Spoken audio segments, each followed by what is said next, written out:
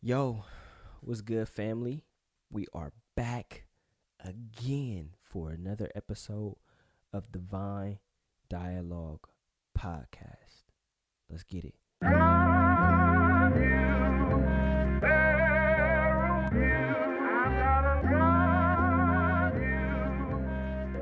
in today's episode, we're going to talk about two things. Two things. We're going to talk about, first off, let me say, if you are new to the channel, I want you to like, share, and subscribe. Okay? Like, share, and subscribe. Thank you for tapping in with me today. Thank you for tuning in with me today. So glad to see your face. I don't necessarily see your face, but so glad that you are here to see my face. Yeah. So, two things that we're going to talk about today. And I'm excited to talk about both of these things. All right. One of them happens to um tickle me just a little bit because, pause if necessary, because last week we were just talking about my top 5 influences in hip hop, and now this week we get to discuss them again in another fantastic manner. Okay, another fantastic manner. So, first off, all right, I want to start with what I deem to be most important in this scenario, in this situation, in our discussion today. Um, so if you have been paying attention to social media, if you are into CHH in the Christian hip hop space, you know that there is a duo called Vanguards, consisting of Truther and Mike Wise, and they started a duo about 2 years ago called Vanguards, and they put out a project, and they were gearing up to put out another project this year, but they added two new members, and so information was leaked about the two new members. There was a lot being said in the media, some saying, there's one member, there's two members, one of them is a producer. A multitude of things was being said.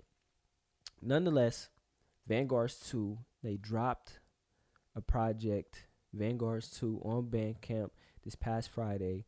They did a secret reveal. So if you purchased Vanguards 2 last week, you were able to hear on the Bonjour remix who the two members were. All right. So if you heard it, you know what I'm getting ready to say. If you haven't heard it, you're in for a treat, or a surprise, I should say. So, first off, I want to start by saying Vanguards 2 is a phenomenal project, okay? Phenomenal project. I am featured on track 6, We Make It Known, and I was sent the feature, and I was excited from the moment that I received it, and just super excited to be a part of such what I think is a fantastic project. I think they did an excellent job. Also on the Bandcamp version of the project, if you purchase the Bandcamp version, what won't be released on streaming is 2 additional tracks. They got a track on there called One Time/Mercy, and they have extended versions of those tracks on the Bandcamp version. So if you haven't already, go purchase Vanguards 2. You'll get that exclusively on that version. They're not going to drop that on streaming services, okay? But to the news, okay, about the Bonjour remix and the 2 new members, all right? Because it's 2 new members that are in the Vanguard collective. It's me. It's me. Yo, I am a part of Vanguards, and let me tell y'all, man, super excited. Super excited. I'm thrilled that, my brothers Mike Wise and Truther considered me to be a part of their collective. I think what they're doing is phenomenal. I think what they started is phenomenal, and what the overall goal and objective of Vanguards is going forward is going to be astronomical. Uh, Me as well as GB being added to Vanguards, I think is going to be super huge for the collective, and for the space of Christian hip hop in general. You know, there are other groups and other collectives in Christian hip hop, but I do believe that with the addition of me and GB and already having Mike Wise and Truth, I think we bring something special to the space. I think we bring a level of creativity, a level of newness, fresh ideas. I think that we all have worked with each other in the past before. We work really well together. We've all collabed with each other in different ways, and anytime any one of us gets on a record together, it's it's one of those ones. Like it's one of those ones. Like when you hear when you hear Bill B with Truth and Mike Wise, or GB, or you hear any variation of the four of us, it's one of those ones. So make no mistake, when you hear the four of us on Vanguards 3, it is going to be one of the best projects, quite frankly, that any of you have ever heard. We together are really like that. And y'all have no idea. Like y'all think because, well, I ain't gonna say y'all think, but you can't fathom, you can't imagine what it's going to sound like when the four of us get together. All right. Matter of fact, you can fathom it. You can imagine it. If you go purchase Vanguards 2 and listen to the Bonjour remix, then you will know that for a fact the four of us together is a problem. So go get Vanguards 2. But listen, aside from that, the excitement that I have joining this collective, the excitement is words can't describe the excitement I have joining this collective. The four of us together, like I said, are really special. But more importantly, the three of them have pushed me to excel in ways as an artist that makes me feel forever grateful to have them as brothers and to have them as people that I can now work with continuously in the future. So for me, I only see us pushing each other to get better, and I only see, even for myself, I see myself growing astronomically in levels of creativity as an artist that uh, I feel like I probably haven't reached yet, but I'm aiming for, because being able to bounce ideas off of, you know, the different minds of the three of them is going to be great, you know what I mean? Because with us working together, we can take these ideas and implement them, you know what I mean, in our own music, and it's only going to help the four of us to get better. I really believe that we as a collective and as individual artists are really going to leave like a stamp and a mark in hip hop, for real. Like I really do. And that's just how much I believe in the four of us, and that's just how excited I am about being a part of this collective. That's how excited I am about being able to join forces with my brothers and to be able to really bring the essence of hip hop forth, especially in the Christian hip hop space. You know what I mean? Um so yeah, man, I'm super excited about that. That's special to me. Second on our docket, and I don't like being too long with it. Y'all know me, man. I like to get to the point, you know.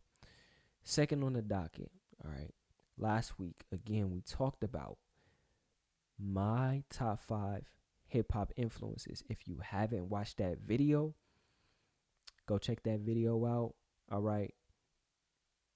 It's going to be very informative.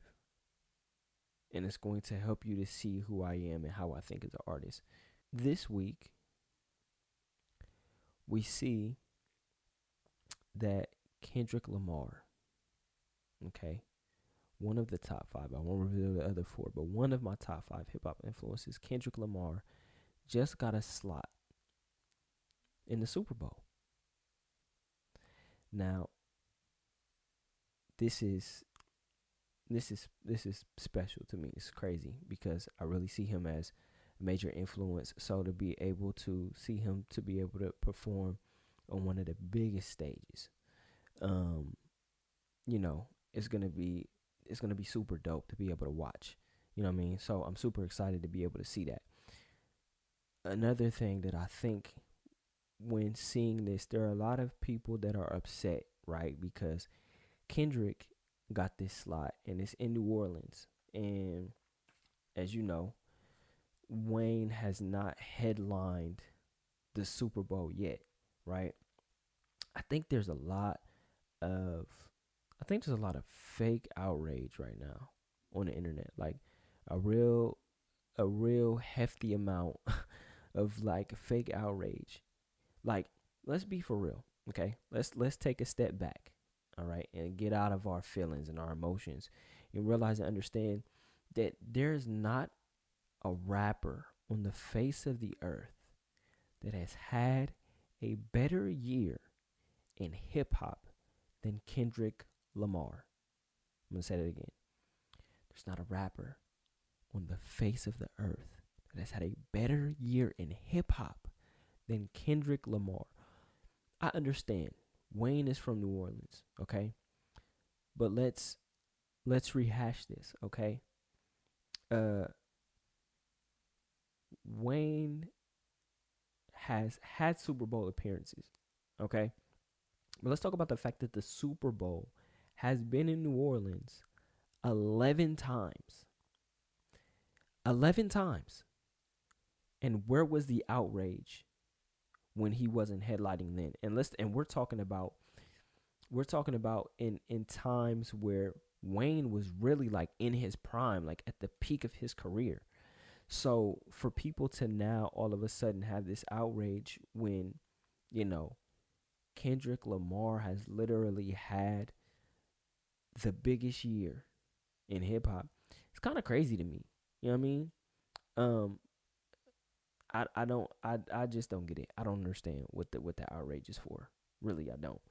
Y'all should have been mad 11 times ago. 11 other times before now. Right? So, that's that on that. I will say I love the ad that Kendrick Lamar put out.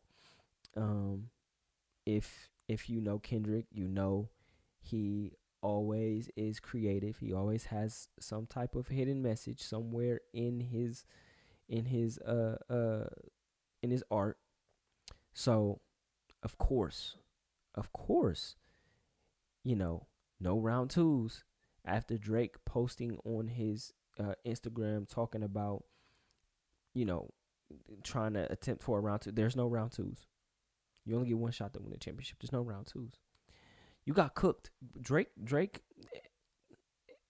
unequivocally got fried. Okay, that man got cooked. The